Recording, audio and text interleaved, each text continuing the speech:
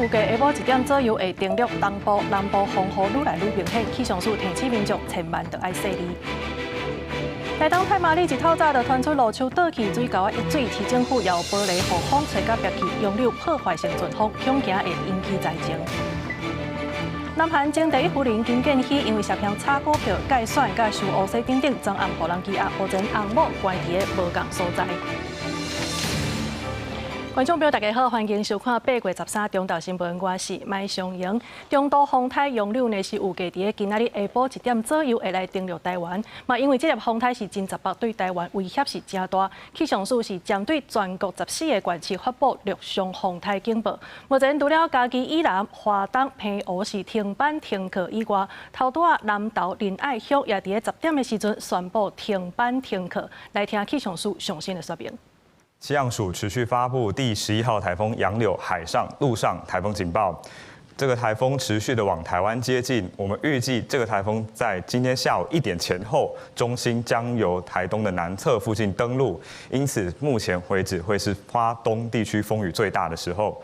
我们从雷达回波图上面可以看到，在今天早上11点的时候，台风已经来到台东东南方大概60公里左右的位置，台风眼相当清晰可见了。而目前虽然台风的中心还在台湾东南部的外海，但是外围最为厚实的风雨最为剧烈的强对流，目前已经开始袭击了花莲、台东以及绿岛和兰屿这些地方的风力呢，在过去几个小时明显的增强，包括绿岛跟兰屿都已经出现超过17级的强阵风。另外，在台东的沿海，包括太麻里、成功等地方，也有出现11到13级左右的强阵风。我们预计随着台风逐渐持续的接近，这些地方的风力会更加的增强，雨势呢也会更加的剧烈。我们要特别提醒，在台风眼通过的时候，会短暂出现风雨暂歇的情形，但是台风眼通过之后，另外一侧比较厚实的强对流移入，又会带来另一波非常强烈的强风以及豪雨，这是要特别提醒大家的。随后台风会持续的往西北西的方向登陆台东地区之后，大概在今天下午至傍晚会由南部的陆地出海进入台湾海峡南部，在这一段时间，它的暴风圈会逐渐的涵盖到花莲、台东、苗栗以南以及澎湖和金门地区，因此陆上台风警报持续针对这些地方发布。而另外在台湾海峡、台湾东半部海面、巴士海峡以及东沙岛海面，则持续是海上台风警报的范围。这个台风预计会在明天的凌晨从中国的华南登陆，随后逐渐远离台湾。因此，今天一直到明天凌晨，会是台风影响台湾、澎湖跟金门最大的时候。再来看这高雄山区的车路呢，伫顶一道这7月风台甲大水雨是霜冻甲真严重，到今还未完全恢复。即马杨柳风台搁要来啊！市政府是随来启动有风性撤离，目前3个区已经撤离2000多人，3条主要的道路也拢封起来。市政府是呼吁民众无必要就唔通入去山区。桃园区是土石流黄色警戒，所以请你们务必及早撤离疫情。你办公室放送提醒大家，风台来啊，要紧撤离，包括桃园、木林、南马社，对12下晡开始，公司就派人去通知民众，要撤离到收容所。因为气象署预估高雄山区的雨水量有400毫米，这拄经过大水雨损断的山路，若是过来一摆惊具大灾害。市府下令隆重撤离2069人，检查物资的准备量，同时包括台20线、台27架线、甲台29线，拢已经封路管制。10处的高风险路段。那针对道路缺口有风险的部分，我们也做了区隔，还有交通维持。我们预计在今天会将10处的高风险路段做一个预警性的封闭。没有必要千万不要往山区跑。那我也带几个管制的路口，如果民众不听取劝阻，那我们会直接开罚。风台对南部影响大，高雄13停班停课，百货公司宣布休困，早起市区风雨无介大，民众也把握公台入的进程来加强防灾准备。有店家提锁啊，甲大头把案固定好，冒出动吊车先将广告篷布收起来。海巡人员也是计顺时，避免民众发生危险。高雄气象站表示，南部的风雨过到后会愈来愈大，民众千万唔通大意。平地会有豪雨的等级的降雨，那在山区的话，不排除会有大豪雨以上的降雨。市府强调，无论山区也是平地，拢有风雨，尤其山区现在土石的降水量拢经过头啊，若是大雨过来，随时拢有可能会搁崩。车民众若无必要，就卖去山区。记者郭家祖、邱朝阳、高永昌报道。好，即马气象署是预计这粒杨柳风台呢会对台东来登陆，即马上挖近登陆地点的太麻里，透早呢是透风落雨，甚至有树啊倒去，也有排水沟啊溢水的状况。另外，台东市政府的玻璃也互风吹甲白去。气象专家是提醒讲，这风台的中心可能会出现杂立级的破坏性的阵风，所以东部甲南部地区民众就要特别小心。大风靠过本在东岛西关，杨柳风台登陆，按算上我台东太麻里市区先传出灾情。太麻里市区雨势一些大一些小，风势开始大强，路树倒去渐多，所以到这大王川的排水沟，土水甲雨水开始溢流到地面，乡公所就开始来引流。因为浪大哈，那已经靠近岸边了，所以那个舞台岌岌可危。原本16要伫金轮溪出海口要办的海洋音乐季，主舞台直接互大型引起，也有大高线基本建好路段，地片吹落跌落。台风杨柳犹如小钢炮一般的结构，登陆点附近可能会有16级以上的毁坏性强阵风。台九线沿岸首当其冲，现场已经卷起大浪，高度几乎超过消波块。风势惊人，就连台东市政府也透早传出灾情，玻璃吹白气，紧急清理。伫金轮川这所在，佫是高度警戒。台东县的金轮溪8月初才刚发生溃堤，记者身旁的民宿当时惨遭淹没。今天一早，工程车就进驻金轮溪来吊消波块，加强防灾。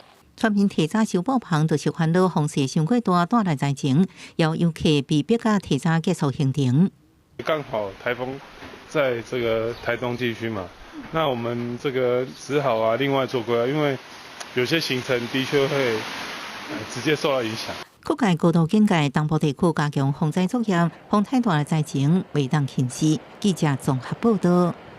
再来看台南七股龙山里呢，有一间家条顶回受到丹那斯风台的霜冻，这外口电火条倒去是拢无处理，地主业者到今也无法度来搭铁厝。另外一边，这台南麻豆的文旦呢，顶一道已经互风台扫甲村2成，在地农民只通希望这摆风台莫甲村内拢拍歹去。鸡寮内鸡咧食了，毋过厝顶悬刷破骨内空。台南这个龙山里这间鸡寮，顶回互丹那斯风台甲性甲真正力，后来佫有西南气流来扰乱。业者讲风台来速度，互因实在看袂赴。这回杨柳佫来，互因真正错咧蛋。另外鸡寮外口的电火条倒入去鸡寮已经1个月外，业者怨叹拢无人来处理，害因无法度修理厝遐。之前台风来已经都没水没电，然后好不容易把机制都存活下来。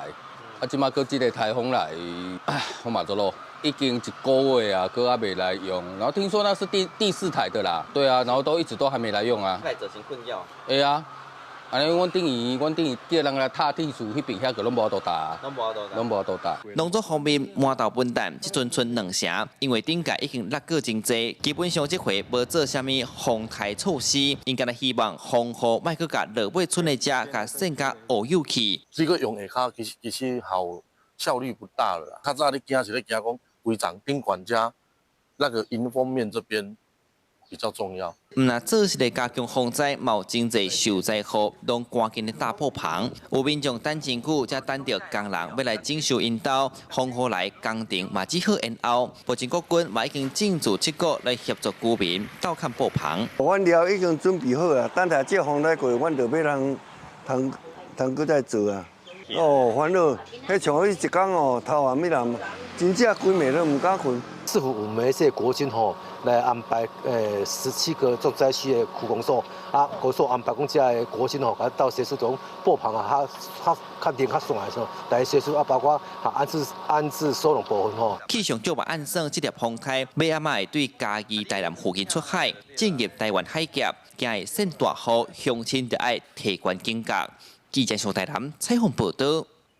顶个月风台甲大水雨，其实也造成嘉义沿海呢真侪厝拢害去。即马这整修的工课还未完成，杨柳风台搁要来啊，所以受灾户是赶紧来固定一寡物件。这县政府也加强设置抽水的设备，希望会当减少灾害的发生。荷丹那斯风台吹去的厝遐拢伫涂骹，歹去的厝顶也未修理好势，风台又搁要入来，看到厝搁无法度大。家己沿海地区的民众只会当做一寡准备，看时间的状况，才决定要安怎。根本若这个落雨了，那皮拢大面拢迄个是，后面那边若风大哦，就拢去困万岁娘。拢去困庙哦？系啊，去困庙啊。因为伊伫遐做庙公嘛。嘛唔知，毋知大无大，若大嘛是着闪一下，若是无大是佮加大只，也无买对。除了民众做风台的准备，家己县政府嘛看伫风台有影响进程，到县内一寡地势低、较淹水的所在来会勘。针对因为丹那西风台造成房厝受损的受灾户，嘛做安置的协助甲规划。那因为屋顶被掀了，那相关的保全户啊，那都要一一的做询问，那包括必要的时候必须要做相关的撤离跟开放这个收容所，那这个部分都做陆续都在进行当中哦。家己县水利处表示，风台离开了后，为着惊大水河造成第二届的灾害，伫顶界有淹水的六卡乡甲东石乡，拢有设置2台以上的抽水机，希望时间会当降低淹水的状况。记者林慧婷家己报道。这国内的菜色嘛是同款，因为风台甲大水河是损失甲真严重。根据中华溪湖果菜市场的统计，这葱啊产地价格呢，今仔日是起到321块，这是顶礼拜的双倍。今晚呢，这用了风台又过来了乱啊，所以在地农民只通先顾好遮的葱啊栽，等风台过了，较好天的时阵才落去种。田区拢是拄种落去的葱仔，边仔阁有一区是因为7月风台大雨受损的田区，原本应该爱开始复耕，但是阁拄到杨柳风台，农民只好先来收种葱，等好天才开始种。咱即区就是进前风台大水吼，死无去的，就是安生即阵要来种，拄到风台啦。所以等风台过了，咱才过来要来种跩葱跩葱种落去，嘛着爱11月中遐才有通收啊。前一阵仔大水后，地区国内菜价损失严重，菜价嘛悬甲惊人。其中葱仔价销起相倍较低，实际来到溪湖果菜市场，葱仔量真少。农民讲，热天葱仔本地就歹种，佮拄到天灾，根本种袂起来。拄啊人吼，说较歹种的，葱仔有种袂啥快。你即摆佮即个风台有，若有礼拜有。也拄啊种有嘛是够死了了。菜的价格平均价格来到50.7块，然后涨幅最大的是青葱，青葱的价格由178来到现在目前的325。溪湖果菜市场表示，葱仔平均爱种3-4个月才会当采收，直到因为风台大水，将坏葱仔损失70%左右，也种袂赴卖。加上这阵仔天气多变化，可能爱到9月底，葱仔价销才会较稳定。记者杨淑晴中华报道。咱经济部长郭立辉是讲，互中共来倒救汽车产业，这款言论呢是引起工会反弹。即马郭立辉是出面来驳回，伊讲这利润让好出来是透过团买原料，帮中小企业来省成本。另外，这中共买当来顾因的客户，也毋过工会是强调讲，应该着爱先照顾员工甲股东的权益。经济部长郭天辉拜伊出席产业座谈会时表示，会协助中共让利救汽车产业。这话一出引起外界讨论。中共集团企业工会不满指出，中共已经为国营变民营啊，所以爱搁派政治责任照顾中下游，批评郭天辉无顾公司治理，乌扛中共，搁无吐骨头。尤其现在又加上关税啦、餐费啊等等的因素啊，那中国已经吃不起这一种让利啦。以员工的立场来讲，当然是反对啊。公司的治理应该是经由董事会，可是他最近几次的发言都是不经过董事会，好像就是说命令中钢一定要这个样，这不是一个正常的公司治理。郭立辉拜三出席活动时澄清，所谓让利是指国内多数业者使用的原料来自中共，像劳斯协会等中小企业，虽然用量少，也毋过经数多，所以由金属加工中心提供技术辅导。佮协助同齐买同类的材料，就会当降低成本，创造中共甲中小企业的双赢。我们有100家，每一家都买3吨的材料，大概就有300吨到400吨。那对中钢来讲，他们就可以给一个300吨到400吨的这样的一个中盘价格，它可以让利给这一些业者了。但是不破坏它的所谓的销售的这个结构架构。规地会政治部指出，安尼做唔会当替中共稳住客户，小公司会当享有更较优惠的绩效。同款数量的材料价差会当达到5%，两个工会有员强调，任何盈利方案拢爱优先照顾员工甲股东的权益。那经济部无顾公司治理无排除会就罢抗争。公司新闻采访报道。来关心产业动态，这台积电呢是表示讲，未来2档内这6寸晶圆的制造业务会豆豆甲收煞，所落来要继续来拼8寸晶圆的生产，要来提高营运的效益。台积电唯一一个6寸晶圆厂伫个新竹地区，不过市场却传出台积电可能关6寸晶圆厂转投入先进制程。台积电发声明回应，决定伫未来2年内豆豆退出6寸晶圆厂制作业务，继续整并8寸晶圆产能，提高营运效益。这个决定未影响进前公布的财务目标。未来就是要主攻在目前呢竞争对手比较无可取代的先进制程，还有先进封装的一个业务，所以相对去做一个取舍。那么特别是来切掉有关于在这个6寸厂的部分，乃至于在先前，那么也收掉在氮化镓的一些业务。台积电伫个地区的6寸晶圆厂，一个月产能差不多8.3万片，总产能不到1.5%，占营收比重差不多0.5%。主要应用伫高压 HV 制程，包含电源管理 IC、营造智慧型手机啊，抑个风视甲笔电等产品。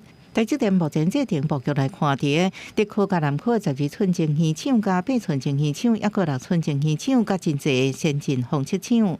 在客户订单的移转上面来做的话，那最有可能的是2个方向。第一个方向就是台积电将它自家的这些原本在6寸厂生产的客户，往12寸晶圆的方向进行移动。这些客户转给子公司世界先进代为生产，也是一个很好的方向。台积电12月hammer公布，当时回国期为新兴市场需求预测甲技术开发蓝图，核准资本预算差不多美金206亿5750万，内容有建立先进制程产能、起厂房甲厂务、设施工程等，不过对市内面案情无对外加做说明。记者综合报道。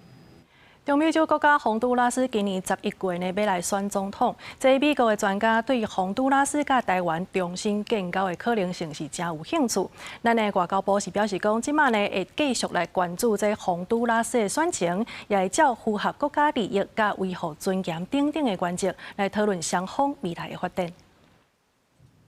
咱国前中美洲友邦洪都拉斯要伫11月举行4年一届的总统大选。那美国南美问题专家最近投书到英文的新闻杂志《外交家》，分析洪都拉斯可能甲台湾重新建交的3大原因，包含中国的经济援助是一场空，白虾出口是降67%，真侪为在野党候选人表态甲台湾恢复建交，也希望甲美国修复关系。自由党的候选人纳斯拉亚就捌承诺，若选赢，就会和台湾恢复外交关系，并且谴责中国绑架洪都拉斯。国家党的候选人阿斯夫拉也讲，若当选会带领洪都拉斯疏远中国，亲近台湾。现任总统卡斯楚所属的自由定建党，即届是派现任的国防部长门卡达争取继续执政，但是伊也未表态，敢要甲台湾恢复建交。那洪都拉斯一直传出乌色歹代，加上民调显示，敢若10%的民众认为国家的经济状况好的情形之下，自由定建党方认为连任的前景无乐观。不过反对的阵营分裂，互局势充满无确定性。目前上新的民调依然呈现3大主要的政党分裂的状态。外交部持续关注洪国的总统选情发展，我们会依照我们就是说符合我们的国家利益，然后维护我们的国家尊严。那后来来探讨说双方未来关系发展的可能。咱外交部表示，对会当提升台湾国际地位、扩大外交空间的任何可能，都以维护国家尊严并且平等互惠原则来注重。那对于洪都拉斯调查人士，也拢有保持沟通的管道。任何一个候选人他在竞选的时候讲的那些话啊，等到他真的进入政府之后。看到自己的债务100多亿美元的债务这么高啊，他也许就会改变主意了啊。我们觉得要思考一个事情，就是说，他今天从中国要求没有得到的东西，他今天要跟台湾复交，他会回头跟台湾要求的。学者指出，过去伫洪都拉斯的选举当中，含两岸的外交情形通常是以政治语言较济，也可能是候选人向中国救票的策略。对于相关的讲法，应该保持关注。公视新闻采访报道。来看，即马南海的局势是真紧张。菲律宾呢是有抛出影片，讲因的巡逻艇伫个黄岩岛的海域去撞到中国的海警船，也毋过煞互中国来甲掠。落尾呢，因的海警船颠倒去弄到家己的船只，也若即款闹亏代呢，这中国颠倒拢无说明。外面的这边有中国海警船伫后壁对调调，倒边有中国空5-2D 飞弹驱逐舰桂林号。两只中国船是对菲律宾海华防卫队的巡逻艇苏罗安号酷酷肉，画面是真惊险。中国菲律宾伫南海的黄岩岛海域是发生冲突，菲律宾海华防卫队11伫面册发出影片，讲苏罗安号面对中国海警船和中国军舰桂林号夹夹起来，落尾是成功脱离，无想到后一秒海警船弄到中国军舰，弄个真大声。Should you need any assistance, we are willing to provide assistance. 对司法的相片会当看到海警船的舰首是严重毁损，桂林号的船身嘛有挨到的伤，飞船虽提供救援，但给马尼拉全员拢得到勋章。那这一次的做法，其实只是伤害到他自己的国际形象之外，那也展现出他们在面临这种海上冲突的这个不稳定性。含菲律宾迄边肯定军员维护海域、保护渔民，中国南部战区对因家己的军舰互相去弄掉，是完全无讲到。刚才指控菲律宾用迄阵运补做理由，硬要弄入去黄岩岛海域，或者分析菲律宾用透明战略掌握公主权，包括中国操作人地战。所谓的这种极限施压的这种方式啊，我觉得或许我们现在也可以及早先预做准备。碰到这种，那是不是简单讲，碰到这种船，我们是不是有准备，心里有准备就跟他撞上去，然后来展现我们对所谓的这个为我们自己海权的维护的这个情形。针对中国伫南海进行极限压迫，想要来协助菲律宾，学者警告讲，无排除中国嘛会对咱的东沙群岛用出同款的手段，考验海巡以小博大，守护主权。记者综合报道。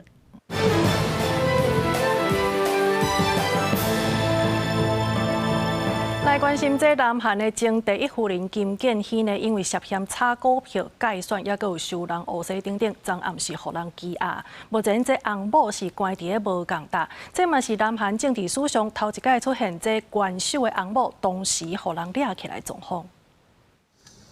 金建希伫首尔南部看守所正式放羁押。根据韩联社的报道，伊是22出庭经过4点挂钟受审了后，互检方以涉嫌违反资本市场法、政治资金法、甲特定犯罪加重处罚法，向法院申请逮捕核准。金建希否认所有指控，这是南韩宪政史上头一摆出现前总统翁某同时封抓受押的情况。两人分别羁押伫无共的看守所。前总统尹锡悦7月70涉嫌内乱叛国案，被羁押伫首尔看守所。 저같이 아무것도 아닌 사람이 이렇게 심려를 끼쳐서 진심으로 죄송합니다. 수사 잘 받고 나오겠습니다. 金建希互关伫一间大约2至3平的单间房。韩联社报道，这间老房配备会当放物件、橱仔、会当凹的防盗电视机马桶等，或是甲方收押其他人共款。法院核准逮捕令的理由是，犯了伊可能掩蔽证据。6月李在明当选总统了后，成立特检组，佮对金建希涉嫌16项犯罪指控进行调查。13核准的逮捕令只包括其中的3项罪名，这3项指控分别甲 对一级汽车公司估价操纵案，借出谋取利益超过8亿韩票，相当大票1730万；政治中人介选案，根据国民力量党国会议员选举提名，受统一教明白包甲破连，关系统一教伫柬埔寨的开发事业。公司新闻有连编译。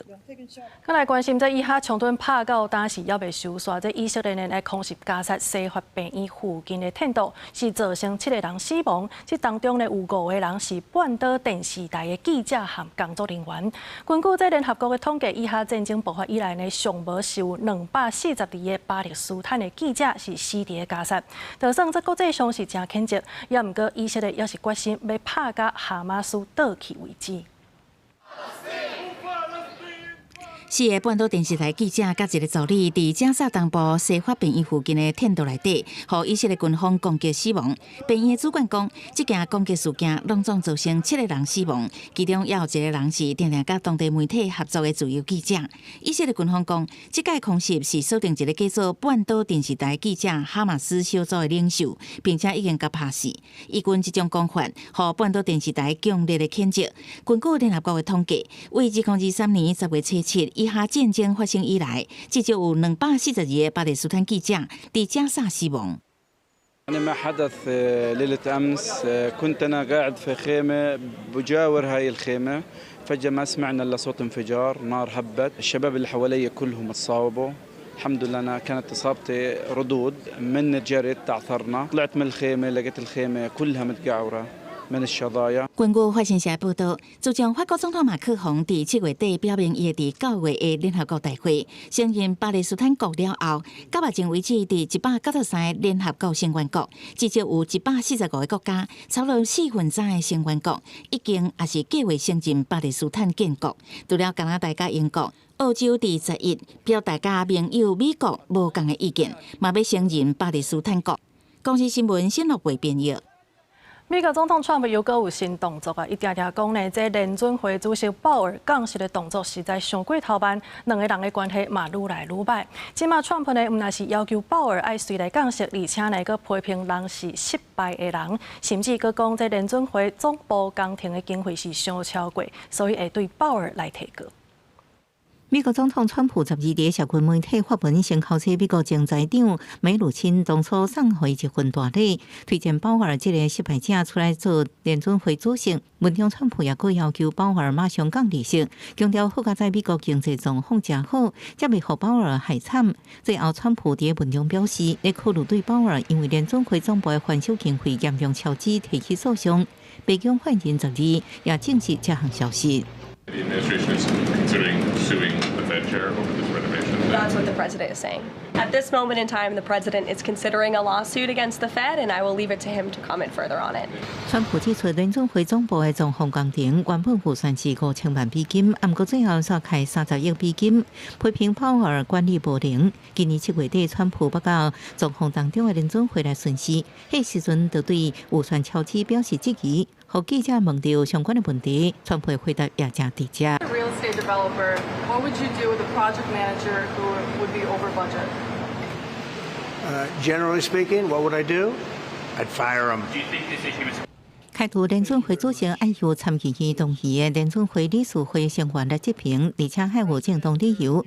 那總統堅持要開除，最後可能由美國最高法院解釋。鮑爾任期到2026年5月，川普目前一擺講要開除鮑爾，不過最後程度會可以做完任期，不過也表示無排除會提早宣布繼任的競選。公司新聞警員傾評語。 再來關心咱經濟部長的郭智輝呢，伊是講這恆春半島的居民，若准互人取消核電廠的補貼，安尼恐驚支持核電的立場就會無共啊。結果這款言論掃互屏東縣長周春美批評講，這部長是講唔對啊。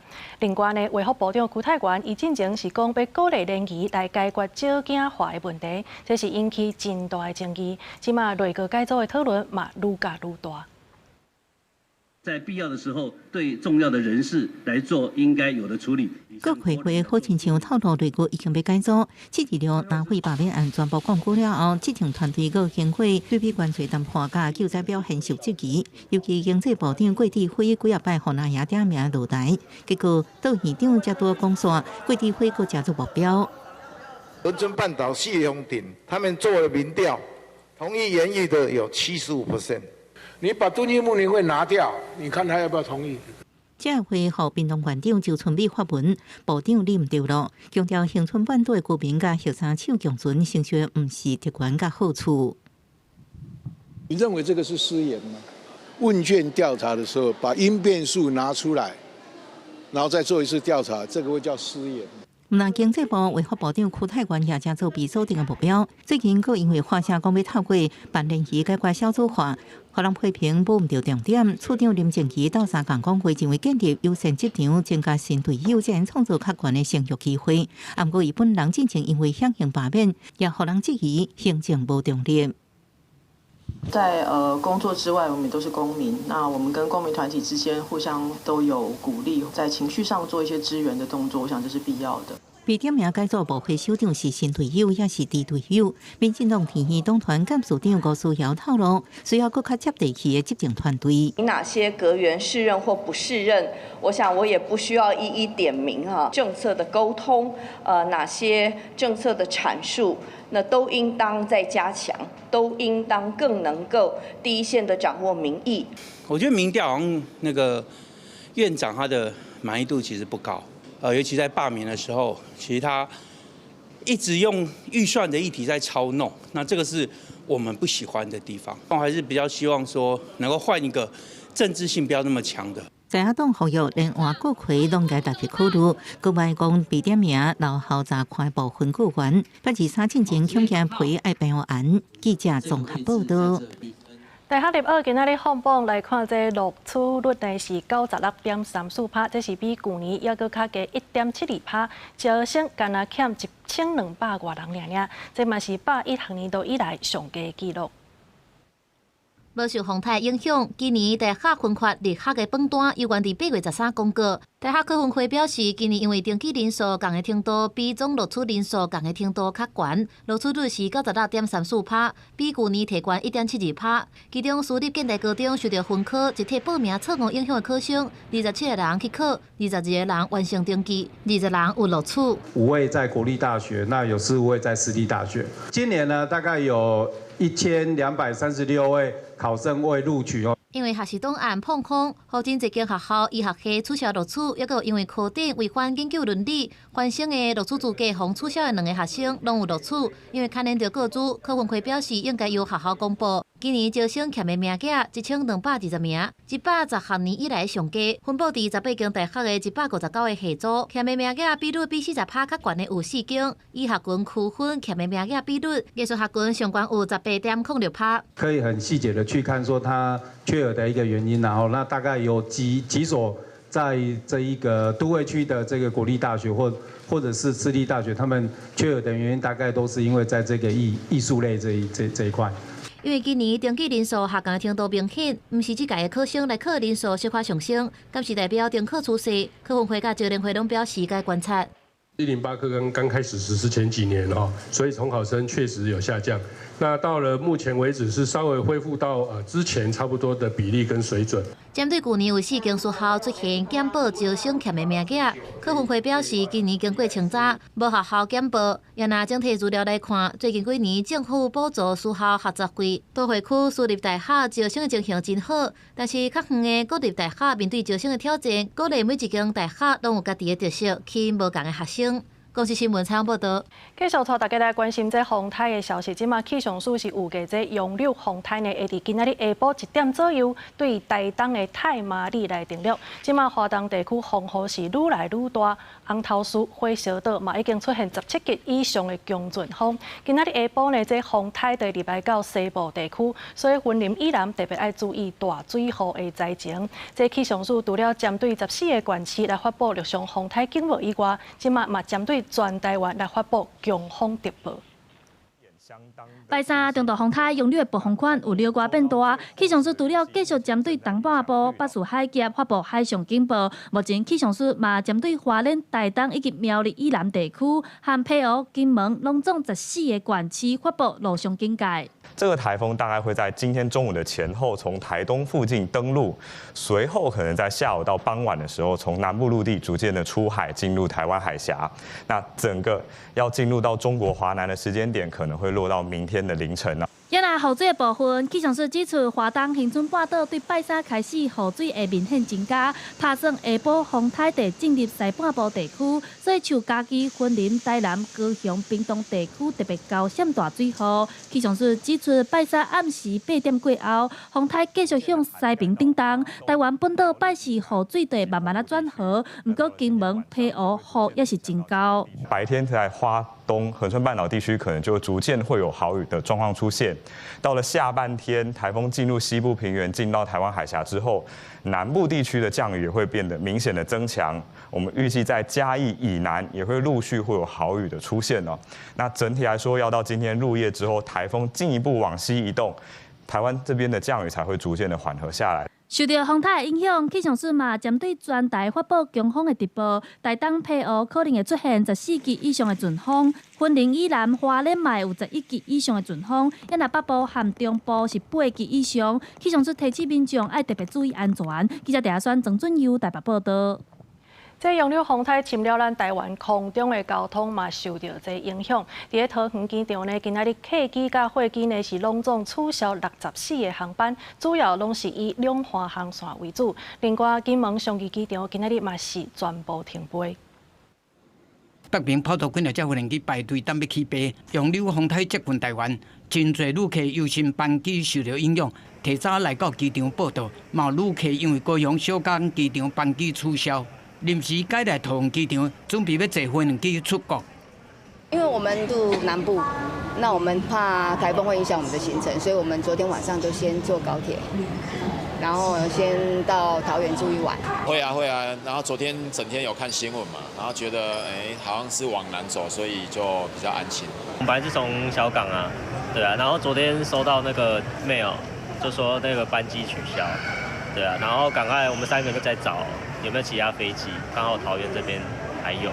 桃机公司讲，今日原定的航班有663架次，客机取消49架次，货机取消15架次，主要是取消两环航线为主的班机。机场公司提醒旅客和接送的亲友，要出发之前爱先确认上新的航班资讯。同款受到洋流风台影响的，也有金门机场。销后补。退票。退票作业。因为台风。中级风台洋流持续接近台湾，金门松义机场第13拜3规日停飞，前一天落旅客来办退票，嘛有旅客大包小包款的来等后补，希望会当伫个风台进行转台湾。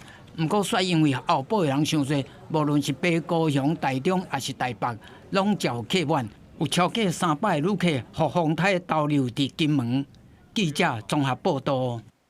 再来看这花莲风雨嘛是愈来愈强啊！代替东部干线呢，今仔日中昼12点，敢若花莲到树林是正常营运，所以今仔日早起有真侪游客呢是赶紧来换车帮。另外，公路的部分包括着花64管道、台23线，真侪路段呢，即马拢已经封封起来。若山顶一寡居民也来有风声撤离。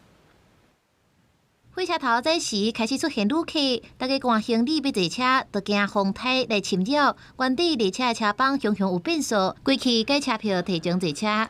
改车票因为怕台风，因为我们是从寿丰的那边没有开进来，后来我们是到要来这里上车到台北。 车头搭公告中昼12点进前，花东线、南回线停驶。对东台湾要登去北部，敢来当伫花莲站坐车。若铁路高度改变，地中的管制站要人流进驻，来注意苏花公路的路况。今天清晨开始大概就有受到外围环流的影响但是降雨量都还不大啦，目前都还是正常的一个通行。 洋流风台真惊人，花东下城受冲击，包含玉里、赤科山到吊南山、花莲市关水港公路等等的路段，花莲县拢做封路管制，对部分征讨居民继续实施预防性的撤离。 随着洋流台风靠近，花莲已有明显风雨，而且持续增强。不过，巴芒所在的光复乡大马村在内，昨天已经被预防撤离600多位村民。不过，今天回到现场，还是有部分居民返家，甚至有人不愿意离开。今麦还好对了，比家我会爬去你那顶了。对，压抑啊，才不会被风吹。快点弄一弄，说好就去了。 虽然马大安溪水位还未到警戒的范围，但是顶游的积水湖游玩爱注意。官府提前疏开下游庄头的民众，搁在向南行，伫土石流尖细区的倒溪乡也启动撤离的作业。去年的抗瑞就是造成土石流塌方，然后虽然人员都平安，只是现在列入我们的大规模潜在区。 除了倒溪轮山村，其他拢防预防性的撤离，超过有800多人。军方也派出军用卡车协助，面对洋流的来袭，相关单位谨慎应对。高市新闻采访报道。咱若伫屏东山地门大社村的这山路呢，即马已经断去，目前是无法度通行的。县政府昨下晡就来考劝民众爱赶紧撤离，也毋过呢有部分人是唔愿离开，所以今仔日早起变作是强制性撤离。 山路行到一半是直接断去的，完全无法度通过，看起来足危险。这是屏东山地某的大社部落，因为洋流风台路径较往南，为着居民安全，12下晡屏东县政府有劝导因撤离，毋过有当地居民无愿意离开。13透早，县府只好强制撤离，拢总10号16人安排居民赶紧落山。先落来小朋友，村长先准备芳做早顿。面包啦，还有蔬菜啦，尤其是那个就是泡面之类的，一定要想办法就是撤，因为这边目前我们的部落有的地方都已经瘫掉了，山上的这种土石整个就被带下来。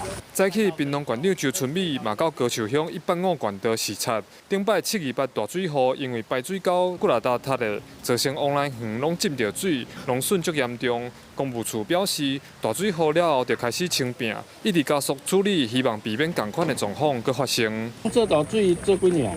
哦，这都每年啦，每年都会。伊是每年的，你个上游遐，你个去你甲看，迄种足严重的。当年的我爱清，哎呀，哎旱啦，人个田拢淹个，拢石头啊。那之前就是因为上游冲下来的这个沙石，那阻塞了我们的这个灌溉水沟哈。下午这个大雨来袭之前哈，赶快把一些上一次还没有修复的地方赶快修复。县长表示，南部的风雨下晡才会开始变大，呼吁民众为着安全尽量莫出门。根据气象署资料，槟榔山区24点钟雨水量会到750毫米。公路局嘛伫早起9点，针对第24线德文路口甲新山实施预警性封闭，会搁看风雨影响程度甲道路状况，决定何时开放通行。记者柯明哲，屏东报道。用了风台侵了咱台湾，即马有计这云林的阵风呢，是会来到9级至10级左右，所以渔民是赶紧来做好防灾的准备。也那这林保署南投分署是表示讲，陆上风台警报若准发布，安尼就袂当来扣水捞茶，所以呼吁民众唔通违反规定。13世纪云林沿海风势慢慢啊增强，大西5条港渔民无用咧将渔船固定好势，也有蚵仔农赶紧抢修蚵仔船，希望养了风台财损会当降到上低。这个风台来，反正这边仔都怕伊咯。哦，所以今天多少还是会收一点。要风台来就爱放啦，无一只排骨啊10万呢。正正风灾全台比较渔港雨水才踢到，农业部林保署7月底修订以各县市公告，开放民众自由扣。随着杨柳风台已经发布陆上风台警报，为了民众安全，自由扣的公告随失效。南投、彰化及云林县政府先前公告的漂流木自由解释已经失效，请民众暂勿擅自捡拾漂流木。林保署南投分署表示，后续会公告开放扣的时间，会搁由各县政府另外定。来到斗六文档园，当地果农趁风雨也细，赶紧搁用锁啊、插棍啊，将果树固定以减少损失。正经掉了，要搁锤斜，我会用这个把它用一支锤啊，来加固起来。加固起来有一个好处，风台安那摇都唔惊啦。当地游阿龙表示，7月但若是风台甲西南起入大水雨，也造成贵金园淹水。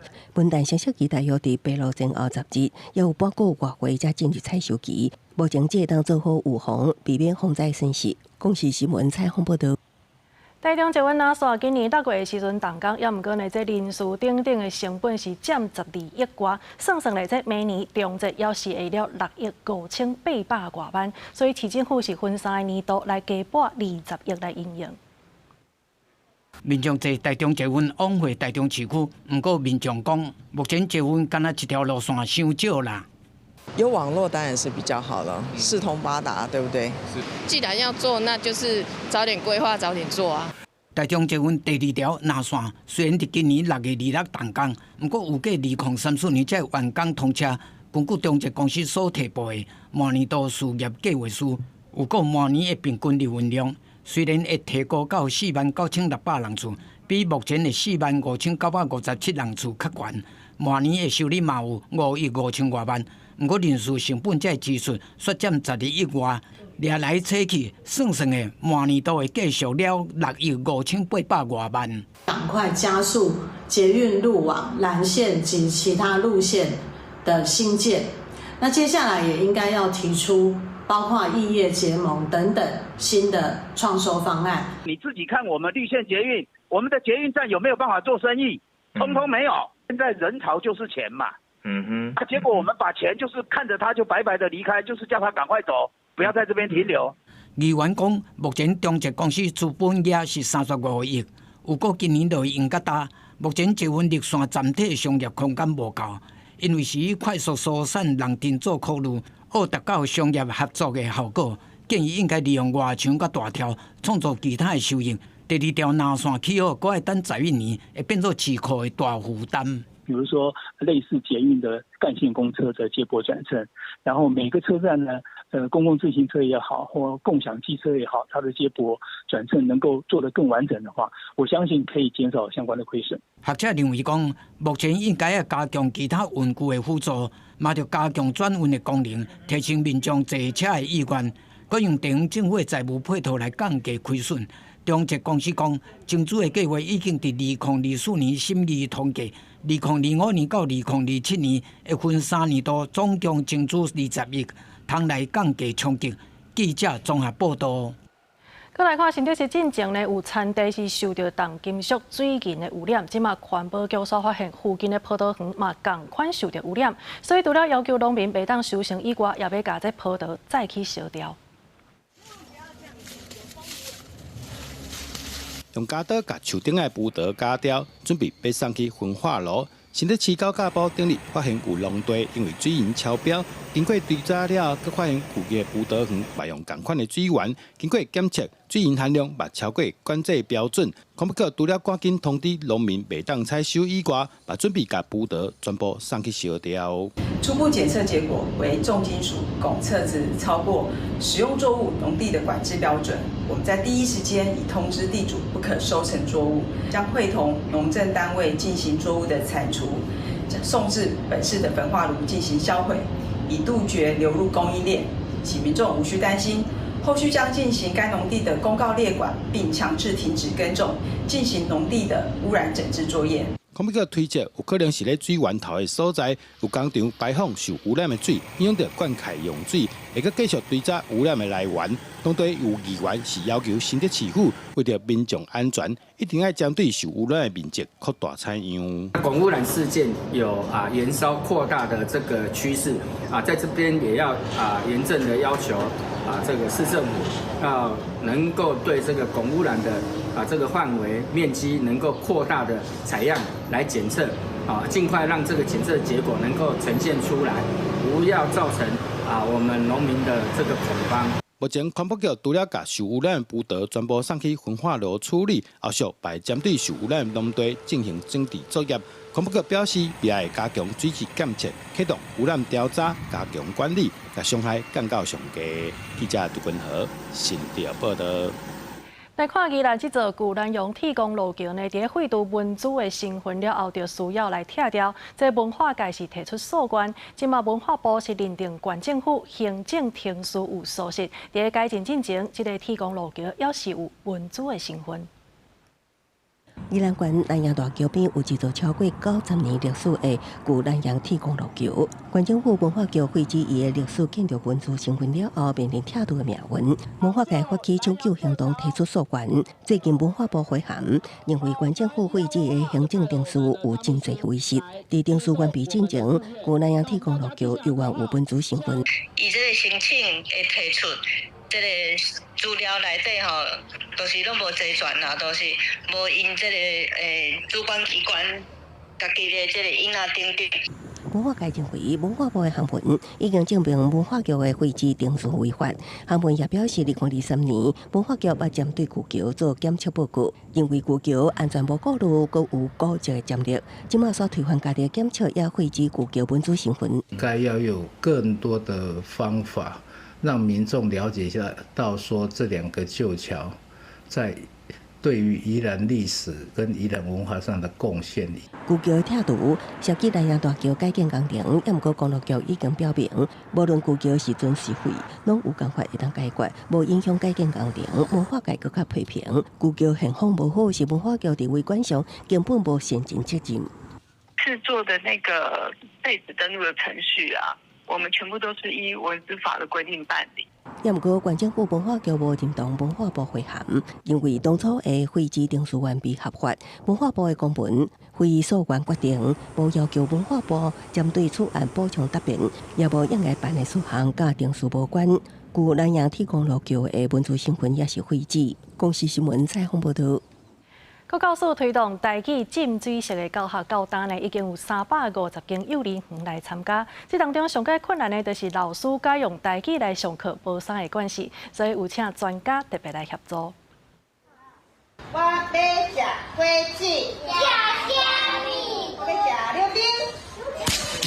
幼稚园甲大家加入逐天的活动内底，予囡仔自然吸收。国教署自105学年度开始，伫咧幼稚园推动台语沉浸式教学，对初10间幼稚园到113学年度已经有350间，成长30多倍。有幼稚园表示，上界困难的是老师因为改变教学语言，煞毋知要安怎甲囡仔互动。园方嘛透过国教署的计划帮助，请专家来协助教学。有当时啊会袂记的，毋知影哪讲，但是阮会请教老师，然后迄个环境就是有图，吼，有迄个罗马拼音伫内底，然后老师就做伙上课的时阵会使做伙教囡仔。经费甲因补助，问题就是伊还阁袂管事，袂管事袂要紧，就是咱即马政府这个每一间幼稚园拢有专家入去辅助，来互伊咨询。幼稚园表示，真侪家长因为囡仔开喙学讲台语，促进亲子互动，反应真好。国教署表示，无共幼稚园会拄到的问题都无共，所以有另外委托辅导团请专家学者来开师培课程、工作坊，也有提供教材资源来协助。